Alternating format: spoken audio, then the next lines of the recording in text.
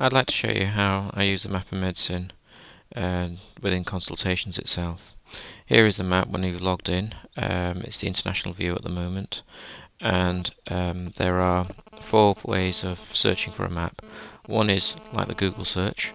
The second is going in through one of these things, so medicine, cardiology, um, atrial fibrillation, and then going there where you suspect someone may have atrial fibrillation. Or you can search through individual pathways, or you can go through the alphabetical order. One of the most powerful things for me is when I type in something like proteinuria, and what it does is it looks through all the pathways and all the nodes for anything that has proteinuria in it, and then brings up all the pathways that have proteinuria in them. And you can see there's 42 here, but you can see the sorts of things that have proteinuria in them: hypertension in pregnancy, chronic kidney disease, hypovolemia, chronic kidney disease, and so on. And you can very quickly scan to see what sorts of things you might want to think about when you're seeing someone with proteinuria, for instance. Or alternatively, if we type in rectal bleeding as an example,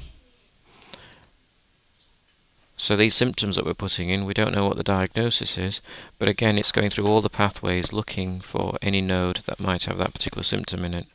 And you can see there diverticular disease, diverticulitis, hemorrhoids, suspected colorectal cancer, which is useful. If we just go and have a look at that as an example, suspected colorectal cancer, then this is what the pathway looks like. It's showing the provenance for it.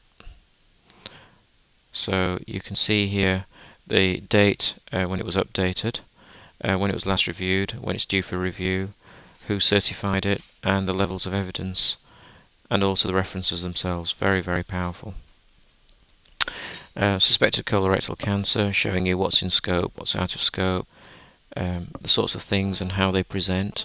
Very useful for when you're thinking about whether you should be referring the patient on a 2-week wait, or whether it can wait and be done as a routine referral or an urgent. And in fact you can see here the sorts of things I'd be looking at and seeing the patient and asking them questions. Are stools mixed with mucus? Is there any blood present? Now obviously if I wouldn't be using this to read completely off the screen. It's there as a reminder on top of the knowledge and experience I've already gained as part of my training, and that's the beauty of the map, is it's not there to be used as cookbook medicine, but rather just there as a reminder and things for us to consider. And perhaps if we're asked to review referrals that have happened as a PCT driven thing, and you're looking at, for instance, referrals for suspected cancer, you might want to look at this as a reference point to determine the quality of referrals that are going. Consider alert features, low risk, high risk, and at that point that's when the referral takes place, urgent referral, because it meets the 2-week criteria. Or if there's low risk, what we can do about it. One of the other things that's very, very good about the map is the fact that you've got the ability to localize the information. So at the moment we've been looking at international views. If we look at other views, then you can see all the different pathways that have now been set up for localized views of the map of medicine. The area that's got the greatest experience in this across the country is in the Wirral, and if we go to the Wirral, and let's just go back to the home page, then you can see over here all the localized pathways that have a little symbol like that showing that this has been localized. And if we take an example such as acute low back pain,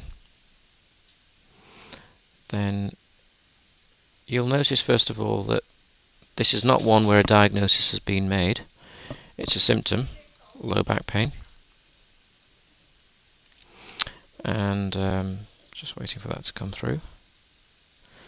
Once it's come through, we'll be able to see the localized pathway that's been determined by the people, commissioners in the Wirral PCT, and here it is. So you can see it's been developed and approved for use in Wirral. And it starts with back pain and describes what sorts of things we want to think about in terms of history, examination, and assess for cauda equina.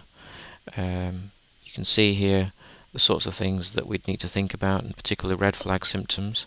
Very powerful because it's so easy to see that information and access it straight from the desktop. Consider the following diagnoses, differential diagnoses, and one of them is severe nerve root symptoms not improving. Consider the following: suspected serious pathology, consider urgent specialist referral and MRI scan. And here you can see localized information, refer to specialist physio-spinal triage. And if we click on that, then click on the L button, and you can see the localized information that's readily available straight from the desktop within a few clicks.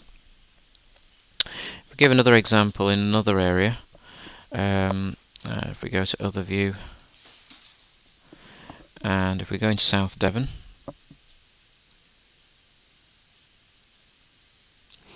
and this will come through. In South Devon, they decided to look at knee pain and improve the quality of referrals into knee pain. So if we type in knee pain into the search engine, then you can see there that's a knee pain pathway. And this was developed in South Devon, and looking at knee pain itself, history, examination, GP, diagnostic triage. And you can see here how the clinicians locally have taken the framework of the map of medicine and implemented it so that you can see the various nodes, you can see what can be done in general practice or in primary care, and at what point should patients be referred into secondary care, and what happens following that. So the map of medicine is there for suspected conditions, but it's also there to deal with symptoms that we might see and working through how to diagnose them, what investigations to take place, and at what point to refer into the hospital. And that's the map of medicine.